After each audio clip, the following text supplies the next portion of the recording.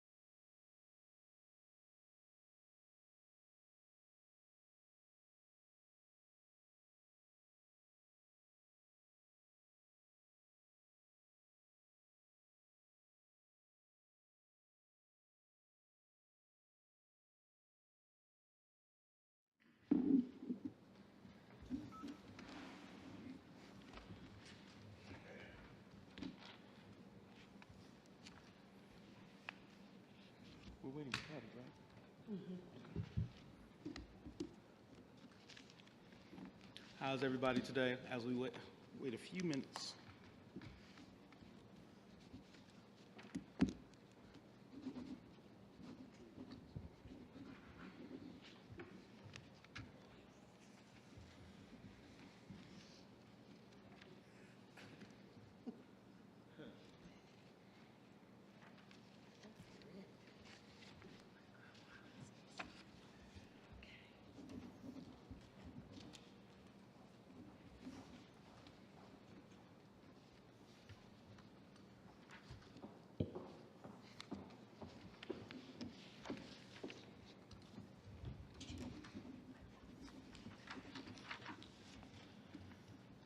Good.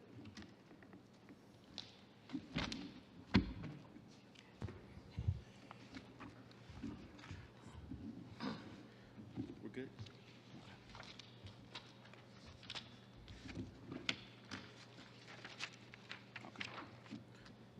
Okay, the time is now 6:41 p.m. And we are reconvening from executive session. If we can go to agenda item number 4, communications. Mr. Superintendent? Thank you very much. In lieu of a superintendent's report this evening, I have a number of communications to share with the board and the community.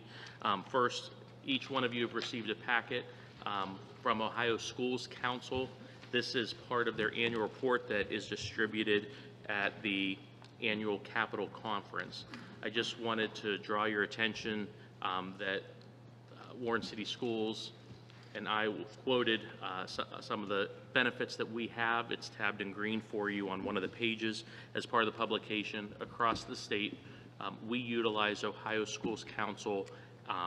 I'd say, John, is that correct to say in the top 5% of schools across the state as far as our utilization of their services in a tremendous amount of savings if it was from our work with LED lighting, if it's our work with Gardner, and the things that we brought to you guys over the years to create cost-saving measures within the district. They also do our bus bids for us.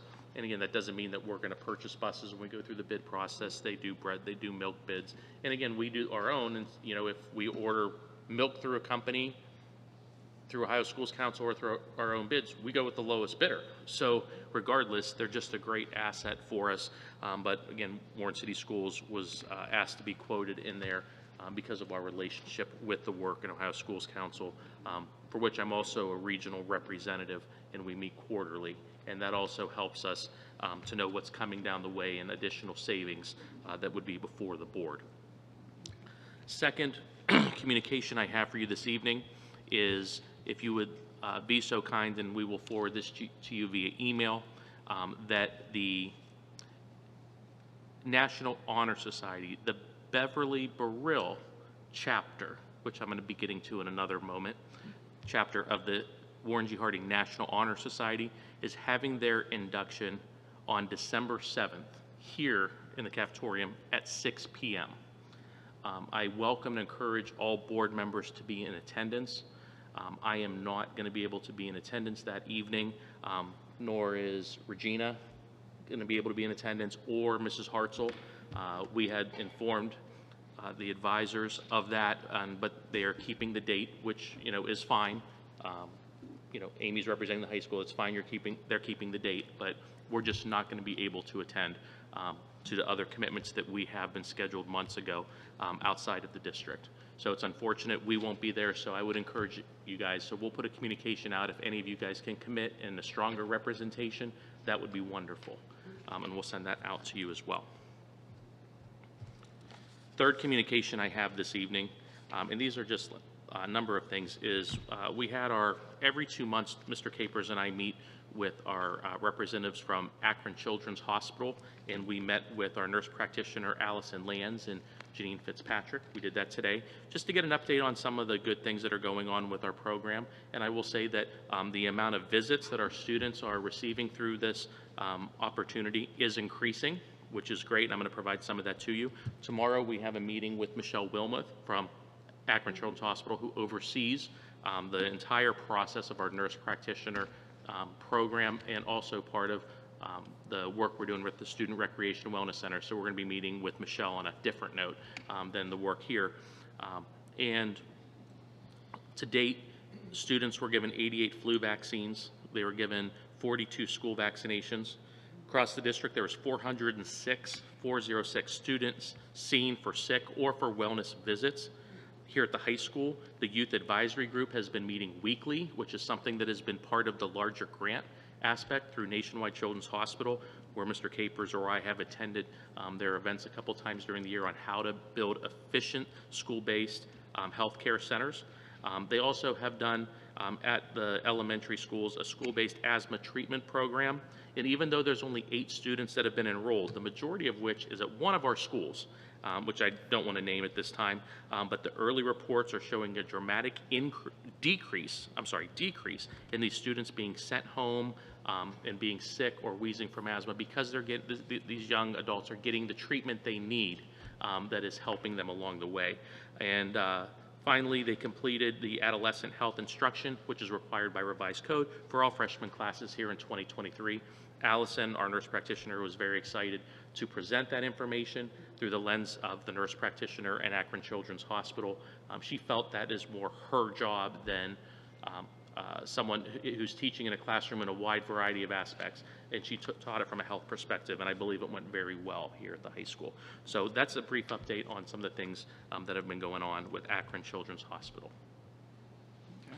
Fourth update for this evening, I received a communication from a community member, and they wanted me to dispel a couple rumors regarding the Student Recreation and Wellness Center.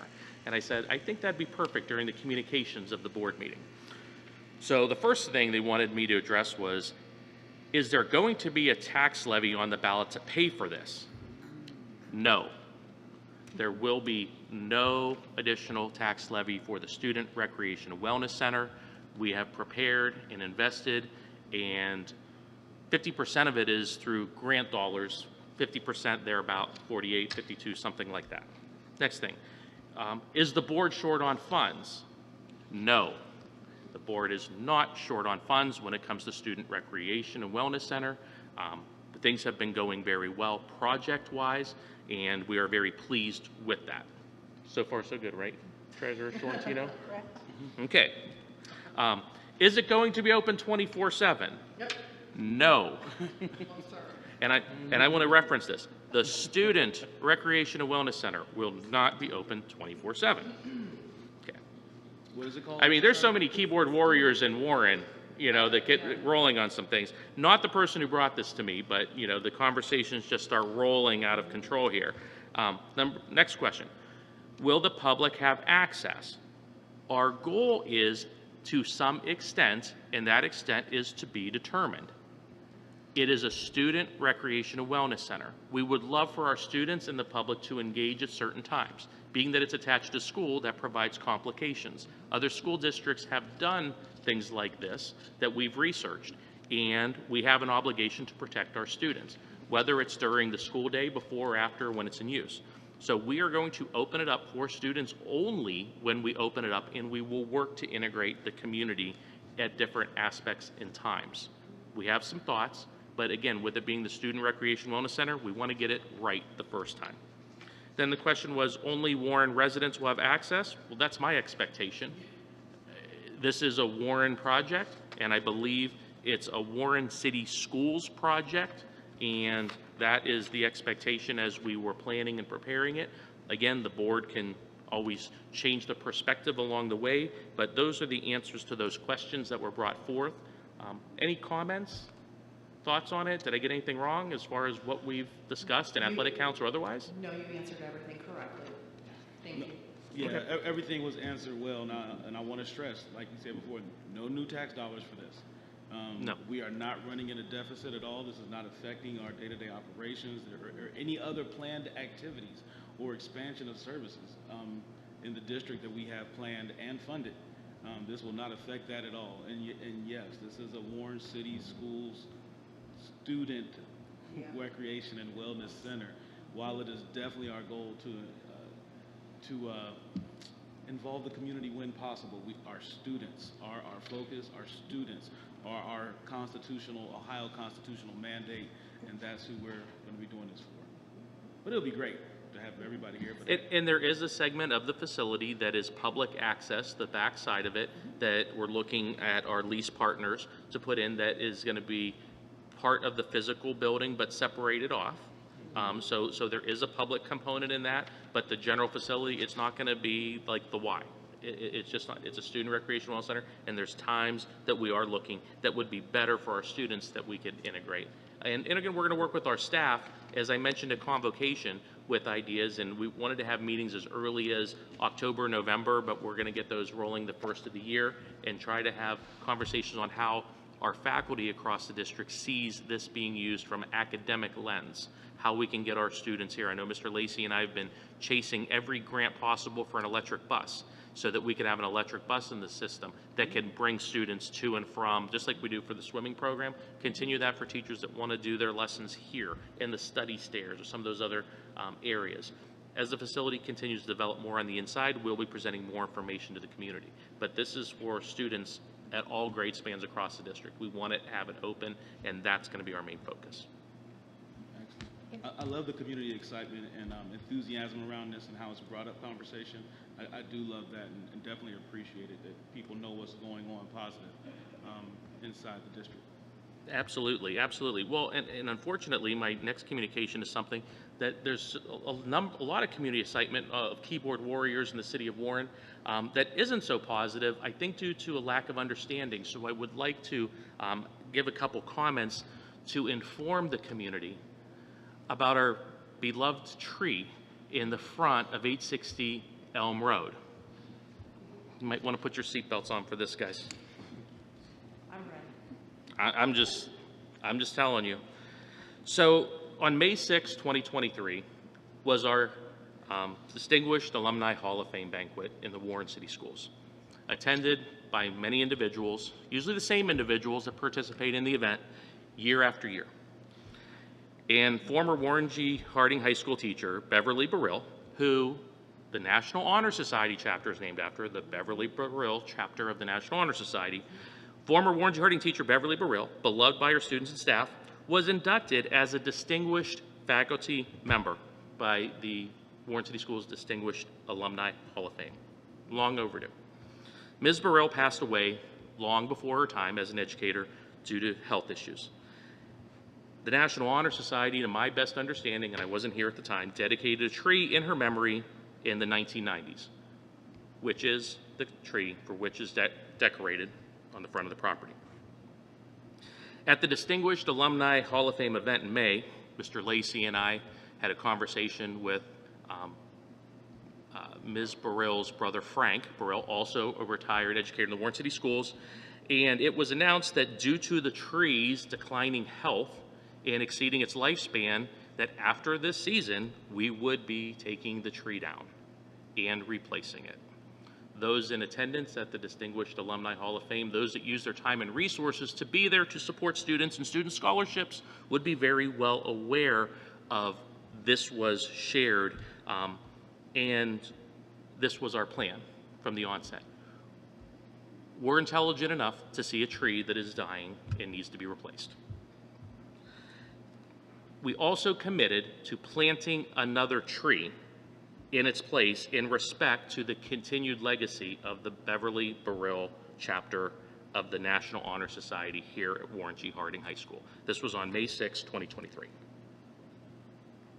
The negative impact and comments about this is pathetic, and that's the word I'm going to use, because there's such good that came of this educator in the National Honor Society and her memory, and hopefully you'll be able to be part of the National Honor Society event next week, where students are aspiring to living in that walk of life that an educator was so strong and having an impact on. But I don't believe, and I'm not on the social media aspect of Facebook for many reasons, some for just self-preservation from the frustration, but there's so much positive that's going on, and that tree had a purpose, and the next tree will have a purpose as well, and we will continue to take care of it. We knew if we didn't talk to Frank Burrill and it was a perfect storm with Beverly Burrell being inducted. If we didn't talk to him, a lot of people have a lot of questions. What's going on? Why are you cutting down the tree? It was timely and it was in process. Sadly, I can say to my office, the Board of Education office, we didn't receive one phone call about what's going on with this. Can someone explain why the tree looks so bad? What happened? What's going on? Mr. Lacy, have you received any phone calls in your office? Okay. Well, many comments, but none of about the National Honor Society or Beverly Burrell. I just want to say that. Unfortunately, the tree is getting decorated on weather days that are conducive to a lift truck.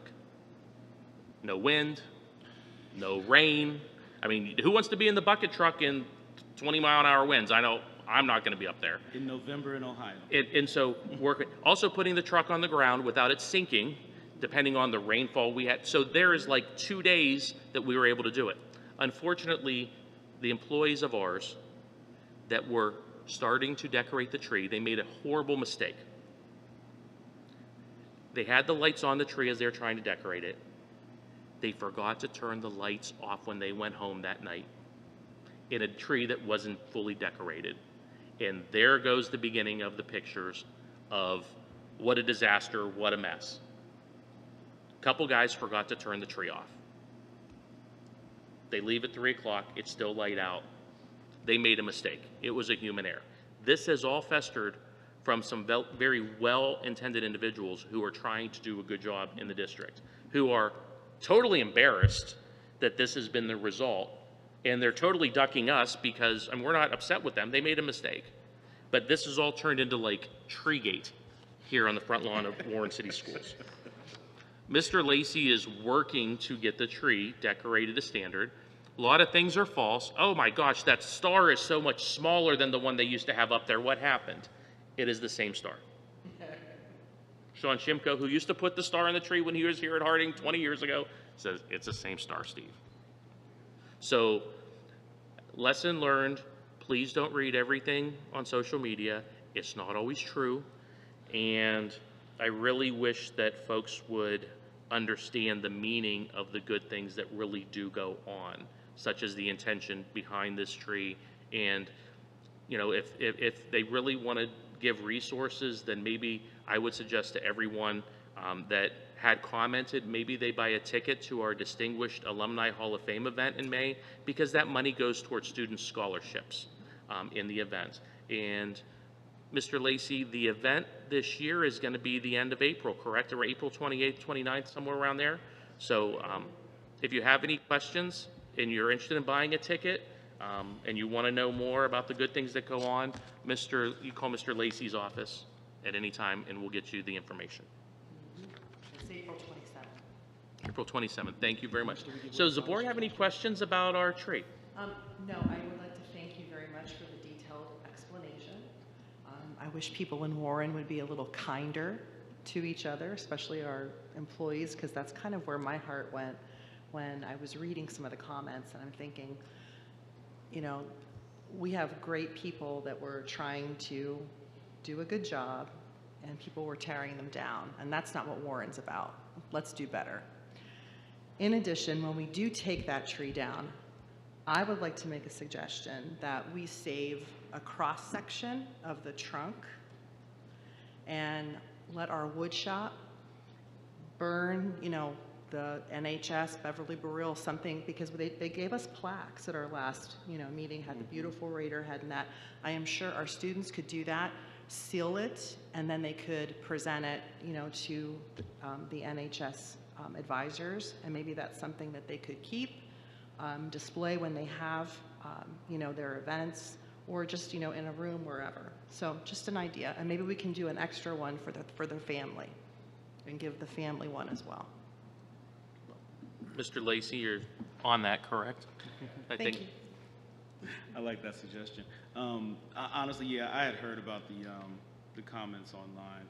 A couple of them were text to me, but I wasn't too concerned about it because I knew the story, that there was a furthering story, because I was present at the scholarship banquet that is going to be. When is it going to be again? Saturday, April 27th. Oh, Saturday, April 27th. And who can they contact for tickets? They can contact the main Board of Education office for your tickets to help support all of the many students. How many students got scholarships last year? Over 50? Over 50 students got scholarships. And how much did we give away in scholarships at this event? Okay, so over $50,000 in scholarships were given away to over 50 students. We really, as adults who are concerned with our children and our community, need to support. I've seen our other buildings, how they've been decorated for Christmas. I've seen that tree when it was finished over numerous years, so I wasn't concerned. I knew it would look well, and I know that our grounds crew takes pride in their work. And hey, if forgetting to turn off a light was a sin, my whole house will be going to Hades. Yeah. And I want to say, there's no guarantees that the tree is going to look beautiful when it's done, because the tree is so broken apart. It's so widespread. It's a challenge. It's going to be a real challenge for them to put it together the way it needs to. But we also did not know that we could get the tree removed in the right time frame. You plant in the fall or in the spring, you know what I mean, and all that. So we decided to do it in conjunction after this one last year. So one last item for the board, and I apologize to everyone that's in the audience or live streaming.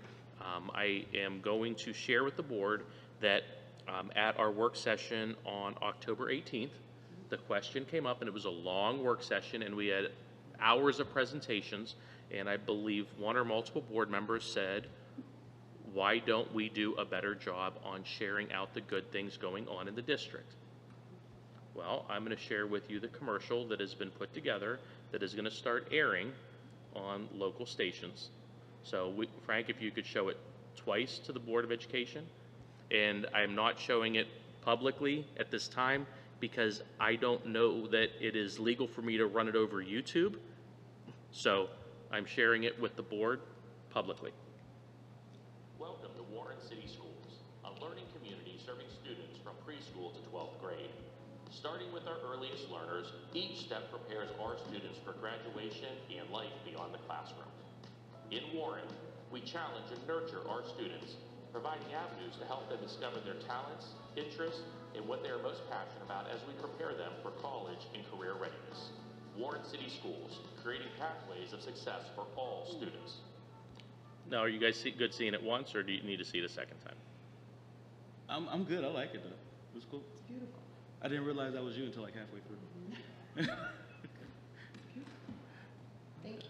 So, again, as we go through things, we take the suggestions. Our leadership team has worked diligently on this. We started brainstorming ideas immediately after the meeting, and we broke them into clusters, and we're looking at doing this. And again, this is just to have the narrative about Warren City Schools. There's no hidden agenda. We're not doing it from any angle. It's just, you know, it's the holiday season. People are going to be coming in and out of our community that maybe lived here, come back for the holidays, and we thought for the month of December we wanted to have it up and running through Thanksgiving, but that wasn't able to be done due to shooting and editing. But this is going to be airing for the month of December. Right now we're in contract with all three stations. KBN owns WYFX and WYTV and another affiliate station, and WFMJ, and we're featuring some of their high times, which is the news hours in the morning and in the evening. And, you know, due to ratings, also those times of day, the morning when people are getting ready for work, and the evening is a lot of times where you're an auditory viewer, as strange as that sounds, auditory viewer, that you're making dinner, you're listening to TV versus watching it. So that's the importance of having the verbal part of the communication, the commercial, as well as the visual. Some will be watching it, some will be listening it, some will be doing a little bit of both. Excellent. We'll still have our billboards too, won't we? That's correct. Okay, great. That's correct. We still have the one on Parkman Road, we have the one on Todd by Jefferson, we have the one on 422 by Willard, and we have the one here on Elm Road. So we have 4 billboards currently. Okay. Very good. Okay. Well, I know there's a lot of communications, but that concludes my communications for this evening. Excellent. Thank you for that, Mr. Superintendent. Agenda item number 5, adoption of the agenda. Ms. So Sortino? moved. Thank you, Frank. Ms. Sortino? I'm sorry, who was the second? John Fowler. Okay. Mrs. Lamperos? Yes. Mr. Fowley? Yes. Mr. Flanagan? Yes. Mrs. Patterson? Yes. And Mr. Walker? Yes, and the motion carries. Agenda item number 6, Treasurer's Report. Okay, tonight is the 5-year forecast presentation. Twice a year, we go to the board for approval of our 5-year forecast. That would be in November and May. So I put together a presentation for you tonight.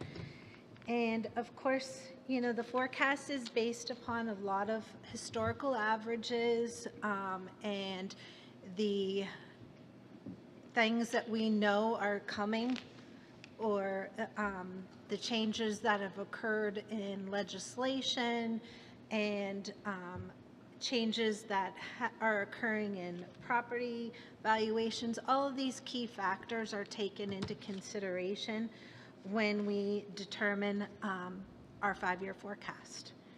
So to begin with, let me see if I can get this to, there we go.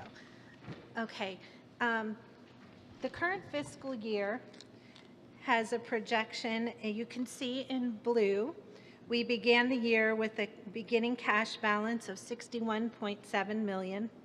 We're projecting to end the year in the orange of $67.3 million, which would be a gain for the year of $5.5 million. Our projected general fund revenues are $73.6 million. Our projected expenditures are $68 million. Once again, I just want to reiterate that the 5-year forecast is general fund only.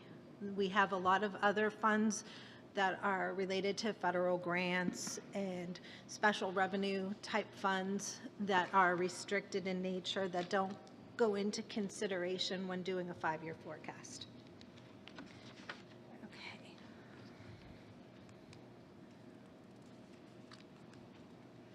Okay, so in regards to revenue for the current fiscal year, you can see that in orange, our 76% of our revenue comes from the state foundation funding. 20% comes from local property taxes, and 4% of our revenue is all other revenues. The property taxes are projected to bring in $14.7 million. Of that, 11.4 is your real estate property taxes, which is residential and agricultural. And then 3.3 million is your public utility property taxes. Projected state funding is almost 56 million. The breakdown of that is your Fair School Funding Plan, which is just shy of 47 million. That is our base funding formula, our special education, categorical funding, our transportation funding, targeted assistance funding, all of those factors that go into the funding plan.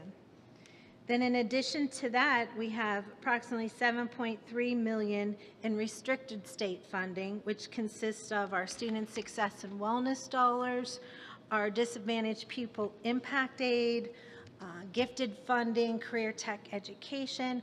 All of those are restricted for specific allowable purposes that are used to supplement the funding necessary to educate our students.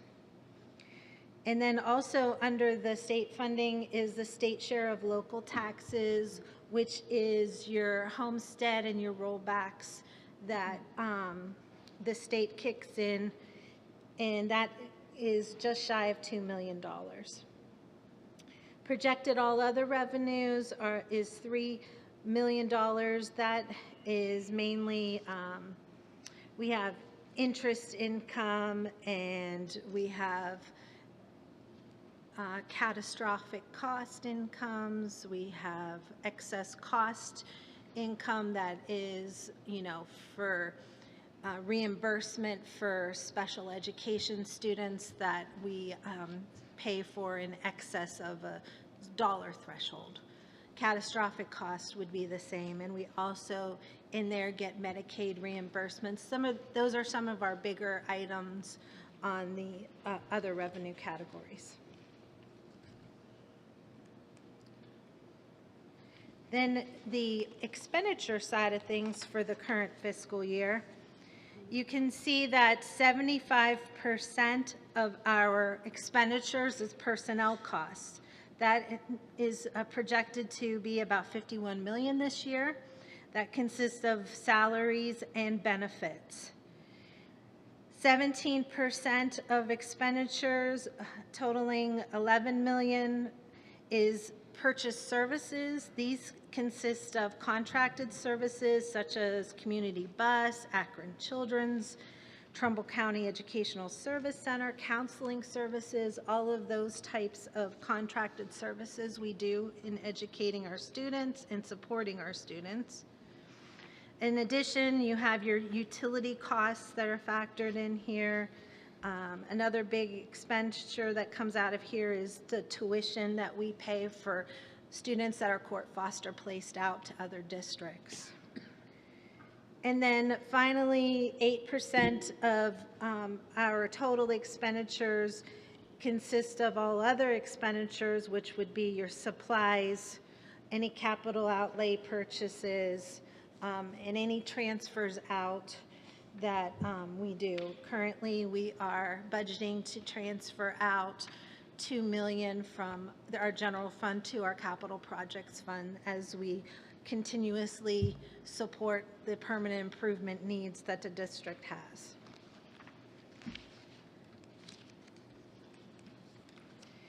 Okay, on this slide, what we're illustrating here is fiscal year 24 through 28, the forecast and the sustainability. On the left, top left, the graph has in the blue your total revenues from 2023 to 2028. In the orange is the total expenditures that are actual 2023 and projected for 24 through 28. As you can see, up through 2028, 2027, our revenues are exceeding our expenditures. In 2028, we are projected to have expenditures exceeding revenues. That is pretty typical in the outlying years of a forecast. To have a little bit more of a bleak outlook. It's conservative approaches that come into play, and quite frankly, 5 years out, some very big uncertainties. So in the right-hand side of the graph is your projected cash balances. So you could see that they continue to increase or stay stagnant in 28 in terms of where our cash balance is moving. The 3-year financial outlook for fiscal year 2026 is expected to trend towards a cash balance of almost $75 million and a net gain of $3.3 million. For 2028, the district's cash balance is projected to trend to $75 million and a projected net loss of $705,000. What I'd like to point out here is these numbers do not reflect the impact if the levy is not, our levies would not be renewed, the emergency levy renewals. In considering that, in 2026, our cash balance without a renewal of the emergency levies would be $69 million compared to $75 million. And we would have a net loss of $318,000 compared to a net gain of $3.3 million. In 2028, we would have a $62 million cash balance compared to a $75 million. And our net loss would be $5.2 million compared to $705,000. So without levying renewals, by the end of fiscal year 28, we would have a loss of revenue to the tune of $13.6 million.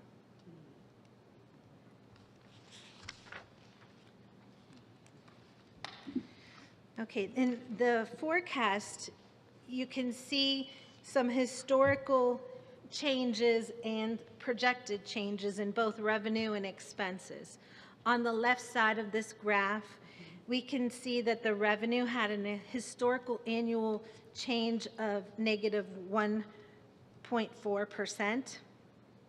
In our projected annual revenue changes, we are seeing an increase of 2.2%, basically, due to the assumption that the funding formula will be fully phased in.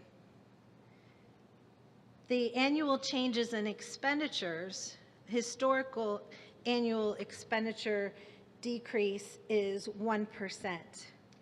And that is mainly due to the COVID.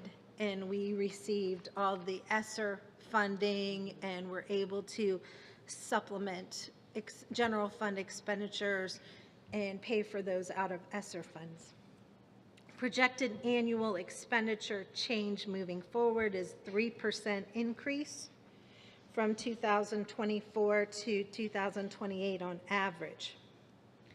So basically our increase in expenditures is outpacing our increase in revenue by 1%, but expenses are still not increasing as high as the rate of inflation. So we are keeping control of and pacing that out.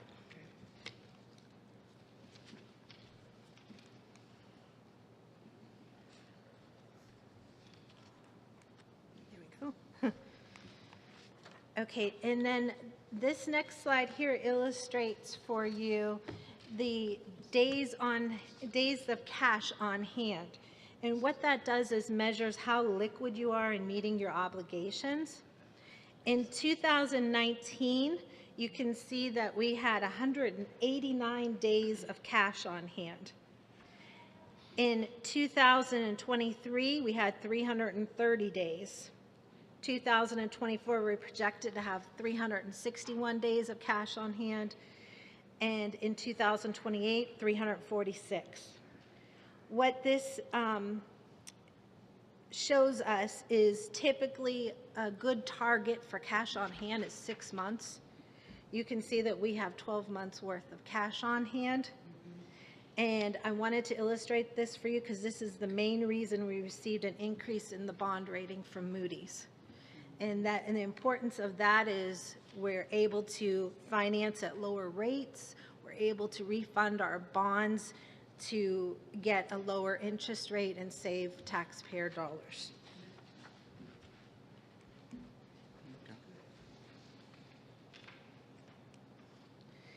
The next slide here is district educated enrollment. So in 2019, we had 4,480 students, and you'll see a big dip in 2021, and that was due to COVID and, remote learning and loss of students due to the impact of that. We recovered majority of those in 2022. And so those COVID years were not considered. Those were put aside as an outlier when looking at our historical averages. So based upon our trends, we are projecting an enrollment decline of 50 students per year. And the enrollment is a big factor in determining what our per pupil expenditures are, and also what our wealth is in determining our state funding formula. So keeping a close eye on that and, always looking to increase enrollment are important factors for us, hence the nice commercial that Mr. Shiro put together and showed today. This next slide here shows the per pupil general fund expenditures and the impact that it has had from 2019 to what's projected in 2028. What I want to point out is obviously with the decline in enrollment, your per pupil expenditures are going to be higher. As you have less students, just without any change in expenditures, if you have less students, then your per pupil expenditures are going to increase. But what we can see here is in 2019, our per pupil expenditures were $16,326. And at that point in time, our enrollment was higher than it is in 2023, or even what's projected in 2025. And what this graph shows is that we have been controlling our costs as the per pupil amount in 2019 of $16,326 is in comparison to 2025 of $16,520 is just slightly higher in 2025, even though we have 244 student change from 2019 to 2025, less students. And so what this shows is we have really been controlling our costs per pupil and adjusting our expenditures to those declining enrollments. Is the dip in 2022 a COVID year? Is that due to funds that were received from other sources to offset? Okay. Yes, yes.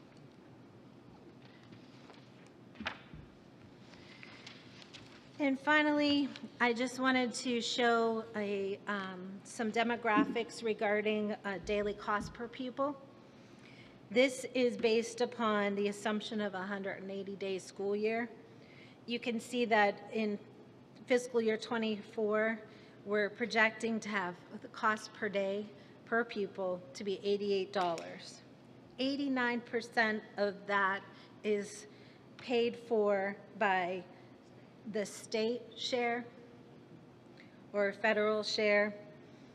And then the 11% is what our resident property owners portion is of the total cost per day, which equals $9.68 per day that our local taxpayers are paying towards the $88 that it costs to educate our students. So that pretty much sums up where we're at. The importance of continuing to monitor our revenues, our expenditures as we go on throughout this year and moving forward. It's always a moving target. In question to the state funding formula, it doesn't consider the cash reserves we have on hand at all, right? Just our Correct. revenue. Okay. No, the factors are based upon, the base funding formula is numbers of teachers, administrators per pupil count, and then the other factors are your property wealth, your income throughout, the average income, federal average income throughout the district, those factors that go into play. Okay. Thank you for that, Ms. Ortino. I have a question. So on our demographics, where you show the per pupil general fund expenditures, are we looking at declining enrollments? Correct. Okay. Okay, I just wanted to make sure I understood that properly. Yes. Okay. So when your enrollment's declining, your per pupil expenditures are increasing.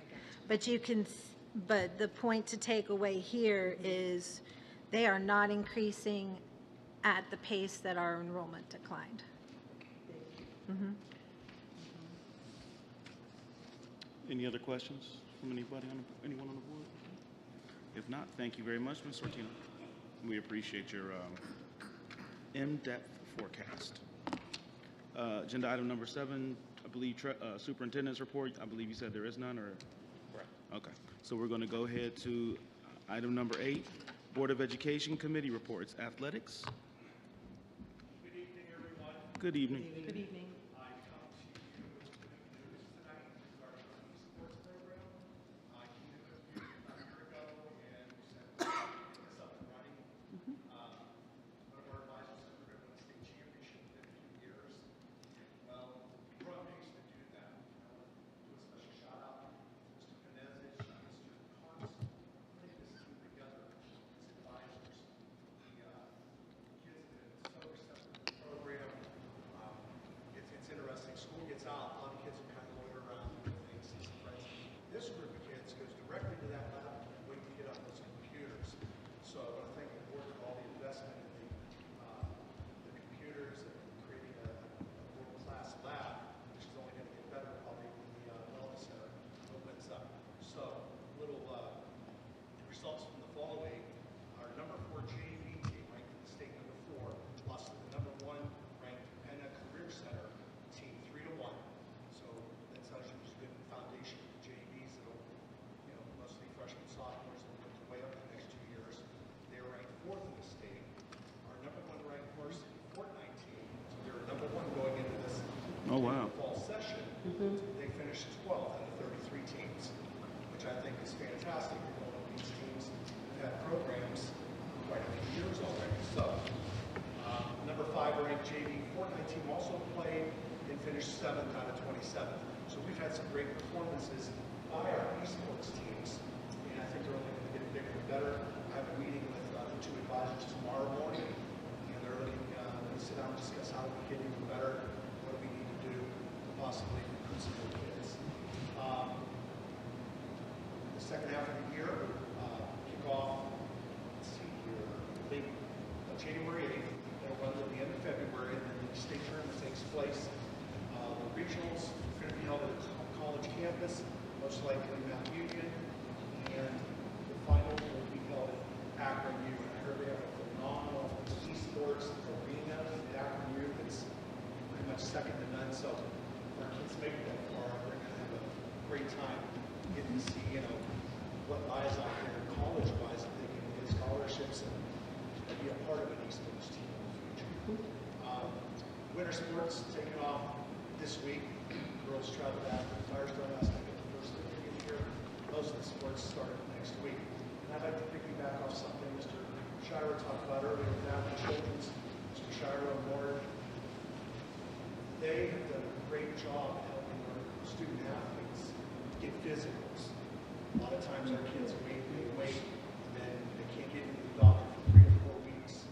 Well, with them being in here, I call Allison up. She calls the parents, gets the paperwork, home with the child, turns it the next day. These kids are getting physicals within 24 hours. And it's just helping the athletic department that chase physicals and this and that. We can focus on other things. So, nothing but kudos to Akron Children's with their support on sports physicals for our students. Excellent. That's it. Any questions? Awesome. No. Thank you. Very good. Thank you. Thank you. Finance Advisory? Well, I'll go. I was very heartened yesterday by the Texas legislature. For the 4th time, they voted down vouchers. Perhaps their governor has gotten the message. And I say this as the court proceeds in Franklin County with the lawsuit against the vouchers. And looking at Karen's forecast and the student population, what I want to ask Mr. Shiro is, if this lawsuit were successful, would we be able to accommodate all the students who are residents of the district? Yes. Thank you. Good answer. Good answer. We like all your yes and no answers. Mr. Flanagan, anything? No? And of course, you can make reference to the 5-year forecast that was just up. If I can make a comment further, In a district the size of Warren, we have contingency plans for contingency plans. Just, weather-related, building-related, whatever. Any one of our building, hopefully not this one, but any one of our buildings could have to go offline, and we have, in 48 hours, could have alternate planning of what we would be doing to house our students. And it may not be to what we were doing the week before, but it would take a little bit of time to get fully operational. But we always have contingency plans on top of our contingency plans. Good to know. Looking at the building ratings of the other districts throughout the county, I don't believe that there's another school district which would be able to do that. No, and I will say there was a regional school district that had a building in crisis and said, a few years ago, I think some of you guys were aware, can you house our building of students? And the answer was yes. I just need a couple days to get everything in order, and yeah, we could do that. It's just we are very strategic about what we do and how we do it. There's plans. Always have plans. Thank you. Thank you. Board policies and guidelines? Okay. I just want to say we have a second reading tonight to approve again. We did meet with the superintendent, I believe it was a month ago, and then we did our first reading, so we're good. We're good to go. I'm hoping we say yes to the policies tonight. Excellent. Legislative liaisons. My report is just going to be Monday, November the 13th. I represented all of you and the community at the Ohio School Boards Association delegate meeting in Columbus. I'm happy to report that the meeting was concluded in record time. There were some major procedural changes that were made given the history the past 2 years of those meetings going on for 3, almost 4 hours. So we were done in about an hour and a half. There was only one recommendation from the floor, which failed tremendously. So it was very successful. I was very happy with how everything went. So we were well represented down there, all of the school districts.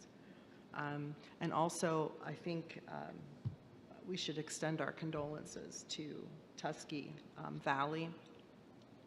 On that Tuesday, there was a tragic accident down there affecting their high school. And so I think, on behalf of the school board and the school district, we'd like to extend our condolences to them. Yes, Tuskegee Valley School District, who had a delegation of students, parents, and teachers go down to the Ohio School Board Association annual conference in Columbus, unfortunately had an accident in which a number of people did lose their lives. So on behalf of the entire Warren City School District Board of Education, staff, administration, our heartfelt condolences and prayers do go out to that community and that school represented. Okay. TCTC Board Representative? Yes, sir. I just have one thing. It was in the newspaper. I believe it was an article in the Tribune that spoke about a collaboration with TCTC and Warren St. Joe's Hospital. They had this collaboration before, but due to state mandates, they had to stop it. But now they've picked it up again, and the whole idea behind the collaboration is to give students who are a part of their job training program, to give them the opportunity to be mentored in the health community and also to possibly end up being employees of St. Joe's Warren. So that's a good thing for TCTC. That's what I wanted to present tonight. Excellent. Thank you very much. Agenda item number 9, I don't believe we have any old business or new business to address at all under agenda item number 10. And I don't believe there's anyone signed up for public participation. That's correct. In regards to an agenda item. Therefore, we'll go to page 3, item number 1, Mr. Fowley. The minutes. It is recommended the resolution listed below regarding the October 2023 board minutes be approved as submitted. Second? Ms. Sortino? Mr. Fowley? Yes. Mrs. Lamperos? Yes. Mr. Flanagan? Yes. Mrs. Patterson? Yes. And Mr. Walker? Yes, and the motion carries. Page 4. Ms. Lamperos? Monthly financial statement. It is recommended the resolution listed below regarding the October 2023 financial statement and short-term investments made by the treasurer during October 2023, Exhibit A, pages 36 to 37, be approved as submitted. Second. Are there any questions or discussion on the item? If not, Ms. Sortino? Mrs. Lamperos? Yes. Mrs. Patterson? Yes. Mr. Flanagan? Yes. Mr. Fowley? Yes. Mr. Walker? Yes, and the motion carries. Page number 6, item number 3, Ms. Patterson. 2023-24 co-curricular budget and purpose statements. It is recommended the resolution listed below establishing 2023-24 co-curricular budget and purpose statements be approved as submitted. Second. Any questions or discussion on the item? If not, Ms. Sortino? Mrs. Patterson? Yes. Mr. Flanagan? Yes. Mr. Fowley? Yes. Mrs. Lamperos? Yes. And Mr. Walker? Yes, and the motion carries. Page 7, item number 4, Mr. Flanagan. Revised appropriation budgets. It is recommended the resolution listed below to approve revised appropriation budgets A and B be approved as submitted. Second? Any questions or discussion on the item? If not, Ms. Sortino? Mr. Flanagan? Yes. Mrs. Lamperos? Yes. Mr. Fowley? Yes. Mrs. Patterson? Yes. Mr. Walker? Yes, and the motion carries. Page 8, item number 5, Mr. Fowley. 5-year projection of revenues, expenditures, and assumptions. It is recommended the resolution listed below, submitting the 5-year projection of revenues, expenditures, and assumptions, be approved as submitted. Second. Any questions or discussion on the item? If not, Ms. Sortino? Mr. Fowley? Yes. Mrs. Patterson? Yes. Mr. Flanagan? Yes. Mrs. Lamperos? Yes. And Mr. Walker? Yes, and the motion carries. Page 9, item number 1, Ms. Lamperos? Superintendent's recommendations. 2024 Organizational Meeting and Board of Education Regular Meeting. It is recommended the resolution listed below scheduling the 2024 Organizational Meeting and Board of Education Regular Meeting be approved as submitted, and the date will be Tuesday, January 9, 2024, 6 p.m. The location will be the Administration Building, Harriet T. Upton Room, with live stream available at warrencityschools.org. Second. Any question or discussion on the item? I do just want to confirm it is going to be at the Board of Education, not here at Harding? That's correct. All right. Okay, if there are no other questions or discussion, Ms. Sortino, can you please call the roll? Mrs. Lamperos? Yes. Mr. Fowley? Yes. Mr. Flanagan? Yes. Mrs. Patterson? Yes. Mr. Walker? Yes, and the motion carries. Page 10, item number 2, Mrs. Patterson. The agreements, contracts, and/or leases. It is recommended the resolution listed below entering into agreements, contracts, and/or leases A through F be approved as submitted. Second. Any questions or discussion on the item? If not, Ms. Sortino, can you please call the roll? Mrs. Patterson? Yes. Mr. Flanagan? Yes. Mr. Fowley? Yes. Mrs. Lamperos? Yes. And Mr. Walker? I abstain from contract letter C. All others, yes. And the motion carries. Page 12, item number 3, Mr. Flanagan. Board policies, second reading. It is recommended the resolution listed below regarding the adoption of board policies A through R, second reading, be approved as submitted. Second. Any questions or discussion on the item? This is the second reading. If not, Ms. Sortino? Mr. Flanagan. Yes. Mrs. Patterson. Yes. Mr. Fowley. Yes. Mrs. Lamperos. Yes. Mr. Walker. Yes, and the motion carries. Page 14, item 4. Mr. Fowley? Tuition reimbursement. It is recommended the resolution listed below for tuition reimbursement be approved as submitted. Second. Any questions or discussion on the item? If not, kudos to those continuing their education. And Ms. Sortino? Mr. Fowley. Yes. Mrs. Lamperos. Yes. Mr. Flanagan. Yes. Mrs. Patterson. Yes. Mr. Walker. Yes, and the motion carries. Page 15, item number 5. Mrs. Lamperos? Acceptance of gifts. It is recommended the resolution listed below regarding acceptance of gifts be approved as submitted. Our benefactors: Akron Children's Hospital for Jefferson Pantry, school supplies, hygiene products, estimated value $650. Community Bus Services Incorporated, Warren City Schools, 2 Chevrolet Cutaways, estimated $16,000. Linda Day, Megan's Mittens, Jefferson third graders, hats and mittens, estimated value $200. Torquist Johnson, Jefferson Pre-K-8 staff, skins care products, estimated value $175.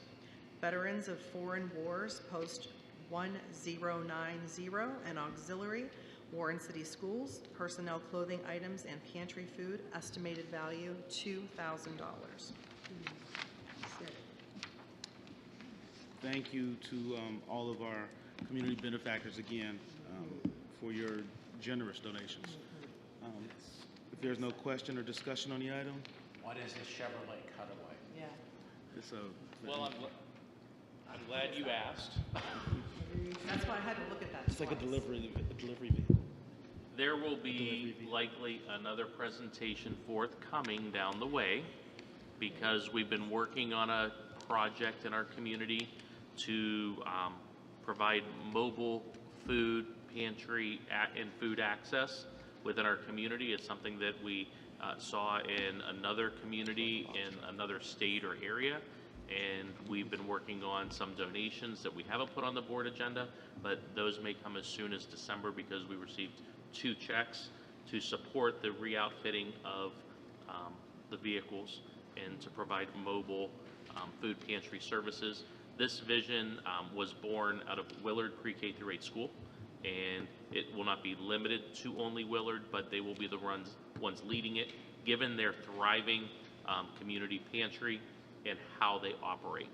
Also, they're strong partners. So, to be continued, but it's a good thing coming.